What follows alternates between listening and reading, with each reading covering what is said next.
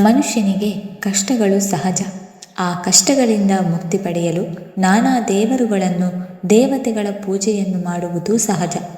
ಆದರೆ ಅವುಗಳ ಜೊತೆ ಮನೆಯಲ್ಲಿಯೇ ಕೆಲವು ಪರಿಹಾರದ ಮಾರ್ಗಗಳನ್ನು ಅನುಸರಿಸುವುದು ತುಂಬ ಉತ್ತಮ.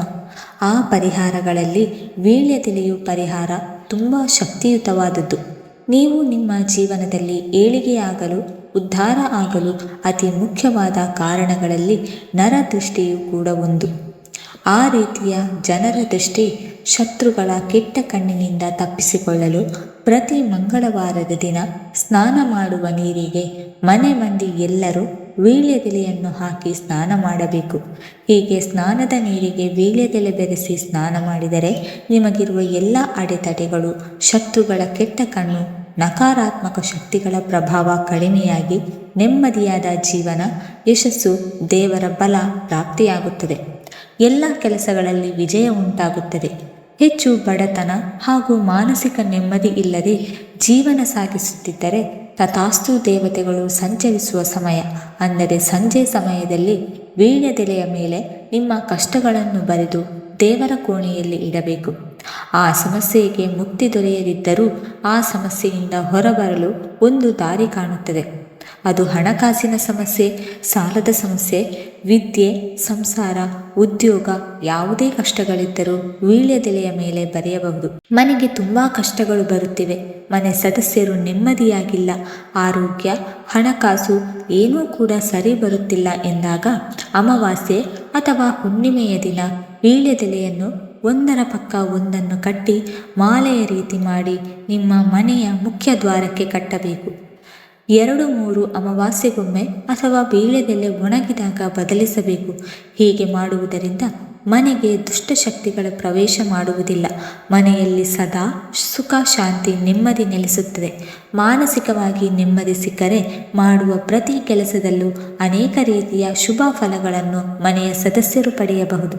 ಶತ್ರುಗಳ ಬಾಧೆ, ಅಂದುಕೊಂಡ ಕೆಲಸಗಳಲ್ಲಿ ಜಯ ಕಾಣಲು ಯಾರಾದರೂ ನಿಮಗೆ ಪದೇ ಪದೇ ಪೀಡಿಸಿ ಅವಮಾನಿಸುತ್ತಿದ್ದರೆ ಆಂಜನೇಯ ಸ್ವಾಮಿ ದೇವಸ್ಥಾನದಲ್ಲಿ ನೀವೇ ನಿಮ್ಮ ಕೈಯಿಂದ ತಯಾರು ಮಾಡಿದ ವೀಳ್ಯದೆಲೆ ಮಾಲೆಯನ್ನು ಅರ್ಪಿಸಿ ಪ್ರದಕ್ಷಿಣೆ ಹಾಕಿ.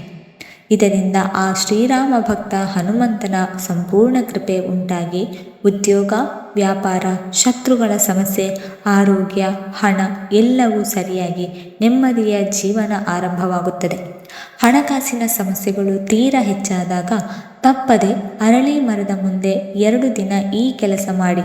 ಮೊದಲ ದಿನ 2 ವೀಳ್ಯದೆಲೆ ಹಾಗೂ 1 ನಾಣ್ಯ ತೆಗೆದುಕೊಂಡು ಅರಳಿ ಮರದ ಮುಂದಿಟ್ಟು ನೀರನ್ನು ಹಾಕಿ ಪ್ರದಕ್ಷಿಣೆ ಹಾಕಿ. ಮತ್ತೆ ಮರಳಿ ಆ ನಾಣ್ಯ ಎಲೆಗಳನ್ನು ಮನೆಗೆ ತನ್ನಿ. ಮರುದಿನ ಮತ್ತೆ ಇದೇ ಕೆಲಸವನ್ನು ಮಾಡಿ ಬರುವಾಗ 1 ಅರಳಿ ಎಲೆಯನ್ನು ಕೂಡ ಜೊತೆಗೆ ತನ್ನಿ. ಒಟ್ಟು 1 ಅರಳಿ ಎಲೆ, 2 ವೀಳ್ಯದೆಲೆ, 1 ನಾಣ್ಯ ಇವಿಷ್ಟನ್ನು ಒಂದು ಕೆಂಪು ದಾರದಲ್ಲಿ ಕಟ್ಟಿ ನಿಮ್ಮ ಪರ್ಸ್ ಅಥವಾ ಹಣ ಇಡುವ ಜಾಗದಲ್ಲಿ ಇಟ್ಟುಕೊಳ್ಳಿ. ಇದರಿಂದ ಬಹುದಿನದಿಂದ ಬಾಧಿಸುತ್ತಿದ್ದ ಹಣದ ಸಮಸ್ಯೆಗಳಿಂದ ಮುಕ್ತಿ ದೊರೆತು ವಿವಿಧ ಹಣಕಾಸಿನ ಲಾಭಗಳು ಉಂಟಾಗುತ್ತದೆ. ವಿಷ್ಣು, ಲಕ್ಷ್ಮಿಯ ಅನುಗ್ರಹದಿಂದ ಧನಲಾಭ ಪ್ರಾಪ್ತಿಯಾಗುತ್ತದೆ. ಅದೃಷ್ಟ ಒಲಿದು ಬರುತ್ತದೆ. ಪದೇ ಪದೇ ಏನು ಮಾಡಿದರೂ, ಯಾವ ಕೆಲಸಕ್ಕೆ ಕೈ ಹಾಕಿದರೂ ಕಷ್ಟಗಳು, ನಷ್ಟಗಳು ಹೆಚ್ಚಾಗುತ್ತಿದ್ದರೆ 1 ವೀಳ್ಯದೆಲೆಯ ಮೇಲೆ ದೇಸಿ ತುಪ್ಪದಿಂದ ಕೇಸರಿ ಬಳಸಿ ಸ್ವಸ್ತಿಕ್ ಚಿಹ್ನೆ ಬರೆಯಬೇಕು. ನಂತರ ಕೆಂಪು ಹಳದಿ ಮಿಶ್ರಿತ ದಾರದಲ್ಲಿ ಕಟ್ಟಿ ಪೂಜಿಸುತ್ತಾ ಬರಬೇಕು. ಇದರಿಂದ ಕಾರ್ಯ, ಅಡೆತಡೆಗಳು ಶೀಘ್ರವಾಗಿ ದೂರವಾಗಿ ಪ್ರತಿ ಕೆಲಸದಲ್ಲೂ ಜಯ ಸಿಗುತ್ತದೆ. ಅಂಗಡಿ ಚೆನ್ನಾಗಿ ನಡೀತಾ ಇಲ್ಲ, ವ್ಯಾಪಾರ ಆಗ್ತಾ ಇಲ್ಲ ಎಂದರೆ ಶನಿವಾರದ ದಿನ 5 ವೀಳ್ಯದೆಲೆ ತೆಗೆದುಕೊಂಡು ಒಂದೇ ದಾರದಲ್ಲಿ ಕಟ್ಟಿ ನಿಮ್ಮ ವ್ಯಾಪಾರದ ಸ್ಥಳದ ಪೂರ್ವ ದಿಕ್ಕಿನಲ್ಲಿ ಎಲ್ಲಾದರೂ ಕಟ್ಟಬೇಕು. ಪ್ರತಿ ಶನಿವಾರ ಇದನ್ನು ಬದಲಿಸಬೇಕು. ಇದರಿಂದ ವ್ಯಾಪಾರ, ಅವರ ಪ್ರಗತಿ ಬೇಗನೆ ಆಗುತ್ತದೆ.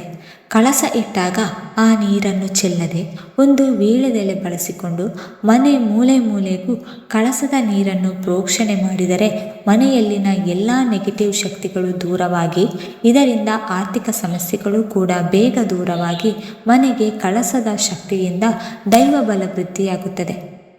ವೀಳ್ಯದೆಲೆ ಎನ್ನುವುದು ಮಂಗಳಕರ ವಸ್ತುಗಳಲ್ಲಿ ಒಂದು. ಗೌರಿ ಗಣೇಶ ಲಕ್ಷ್ಮಿ ವಾಸಿಸಿರುವ ಶಕ್ತಿಶಾಲಿ ಎಲೆ.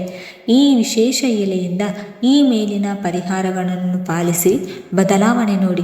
ಈ ವಿಡಿಯೋ ನಿಮಗೆ ಇಷ್ಟವಾದಲ್ಲಿ ದಯವಿಟ್ಟು ಒಂದು ಲೈಕ್ ಕೊಡಿ ಮತ್ತು ಶೇರ್ ಮಾಡಿ. ಹಾಗೂ ಇನ್ನಷ್ಟು ಹೆಚ್ಚಿನ ಮಾಹಿತಿಗಳಿಗಾಗಿ ನಮ್ಮ ಚಾನಲನ್ನು ಸಬ್ಸ್ಕ್ರೈಬ್ ಮಾಡಿಕೊಳ್ಳಿ. ಧನ್ಯವಾದಗಳು.